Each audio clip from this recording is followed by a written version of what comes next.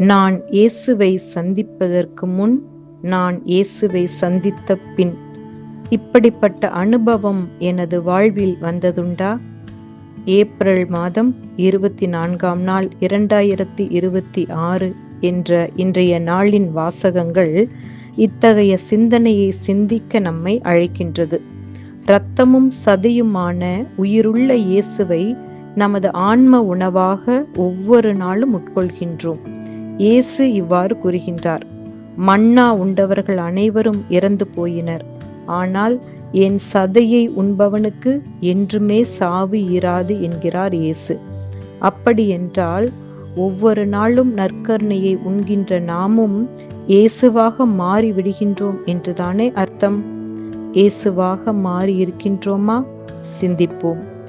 சாதாரணமாக நாம் உண்கின்ற உணவு, அது அரிசியாக இருக்கலாம் அல்லது காய்கறி போன்ற உணவாக இருக்கலாம். எதுவாக இருந்தாலும் அது அரிசியாகவும் காய்கறியாகவே நமது உடலில் கலப்பதில்லை. எல்லா உணவுகளுமே இரத்தமாக மாற்றப்பட்டு இரத்தமாகத்தான் நமது உடலில் கலக்கின்றது. இறுதியில் நம் உடல் முழுவதும் குருதி வடிவில்தான் சத்துக்கள் அனைத்தும் நிறைந்துள்ளன. அதுபோன்று இயேசுவின் உடலை ஒவ்வொரு நாளும் உண்கின்ற நாமும், நான் மறைந்து இயேசுவாகவே நான் மாற வேண்டும். அத்தகைய ஒரு மனமாற்றம்தான் புனித பவுலிடம் காணப்படுகிறது.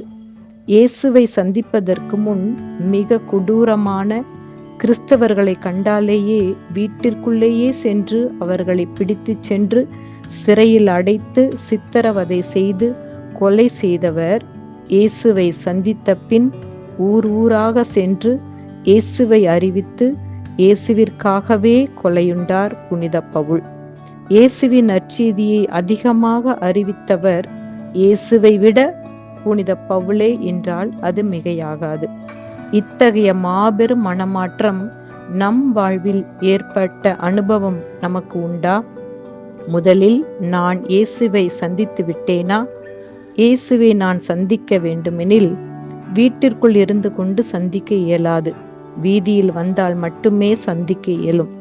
நற்கருணையில் இருக்கும் இயேசுவை நான் காண வேண்டுமெனில் நடுத்தெருவில் ஆதரவற்று நிற்கும் குழந்தைகள், முதியவர்கள், கைவிடப்பட்டவர்கள், பலவித இன்னல்களில் சிக்கி சின்னாபின்னமான மனித முகங்களில் முதலில் நான் இயேசுவை காண வேண்டும்.